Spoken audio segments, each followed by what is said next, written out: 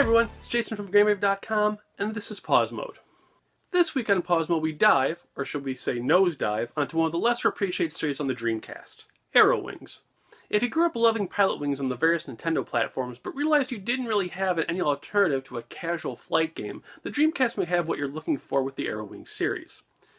Originally called Aero Dancing in Japan, the series is broken up into development stages for learning how to fly an airplane.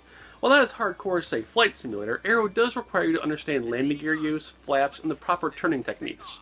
The entire first game focused around the learning of basics of takeoff, flight, and landing. When you got to AeroWings 2, they also threw in combat training and a few simulations to boot.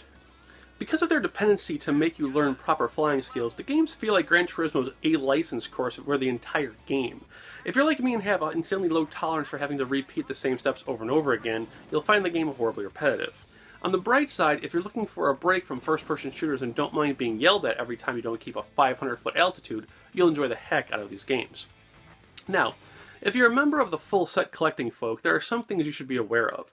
There is one Japanese exclusive called Aero Dancing I, which is the obvious Apple nod to the game having online functionality. Also, the fourth and final game is actually under a new name on the PlayStation 2 called Aero Elite. Collecting and playing the US side of the series is pretty affordable to boot. AeroWings 1 can be had for about $10, while AeroWings 2 and Aero Elite seem to bounce between the $10 to $40 mark, with the price spikes being based around sealed copies. If you want to have the true full set, the Japanese exclusive Aero Dancing I can be had for pennies on eBay. Alright guys, that does it for this episode of Pause Mode. We will see you next week on GRTV. Have a great weekend, everybody.